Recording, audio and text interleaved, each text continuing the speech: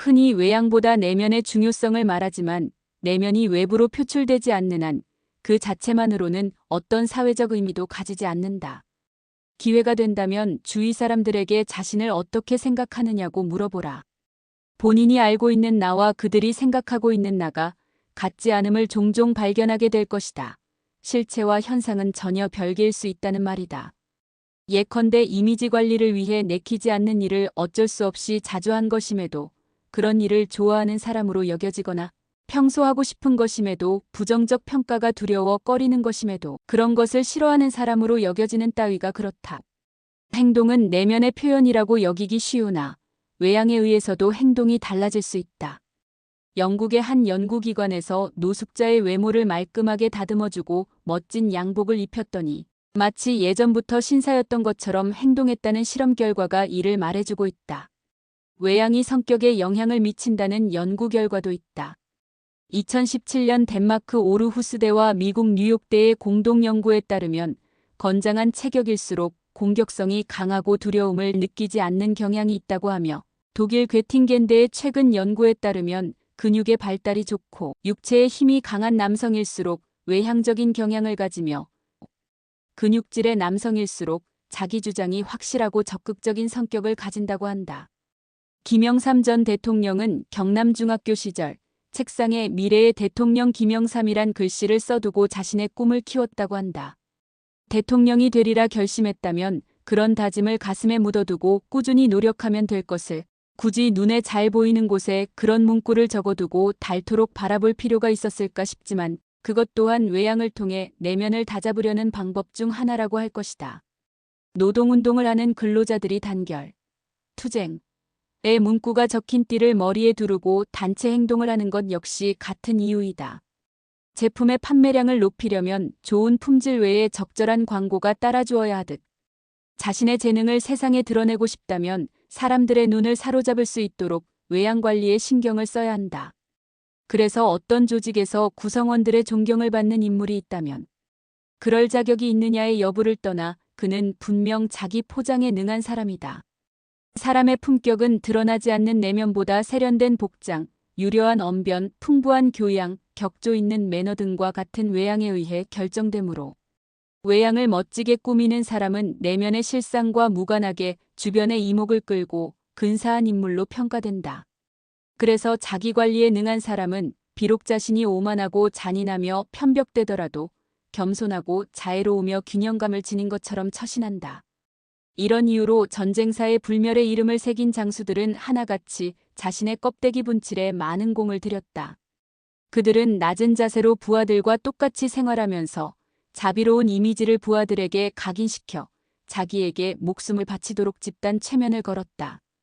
전국시대 제나라의 왕족이자 정치인으로 진, 제, 위의 재상을 역임했던 맹상군은 일상의 외양을 잘 관리하여 자신을 따르는 사람들의 존경을 끌어냈다. 맹상군은 천하의 인재를 모아 후하게 대접하는 인물로 그 이름이 높았다.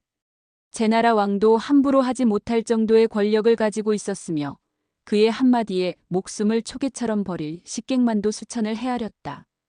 어느 날 그가 식객들과 함께 저녁 식사를 하고 있었는데 하인이 등불 앞에 있어서 맹상군이 있는 방안이 잘 보이지 않았다. 그런 모습을 본 한 식객이 맹상군이 음식에 차별을 둔 것을 감추려는 것으로 추측하고 수저를 놓고 물러가려 했다. 이를 본 맹상군이 자신의 상을 그 식객에게 직접 가져가 음식에 차이가 없음을 보여주자 식객은 자신의 경솔함을 부끄러워하며 칼로 제 목을 찔러 자결했고 그 사건이 세상에 전해지면서 맹상군의 인품을 칭송하는 목소리가 더욱 높아졌다. 이는 맹상군이 어떤 식객도 차별을 느낄 수 없도록 자신의 외양을 철저히 관리하였기 때문인데 그런 것들로 인해 식객계계인은 하나같이 자기 혼자만 맹상군의 사랑을 받는 것으로 착각했다고 한다. 27년간 권력의 2인자로 군림하면서 죽는 날까지 청렴과 검소로 외양을 잘 꾸민 덕에 오늘날까지 중국 인민들의 가슴에 존경과 그리움을 남겨놓은 인물이 있다. 중화인민공화국의 초대 총리인 저우얼라이다.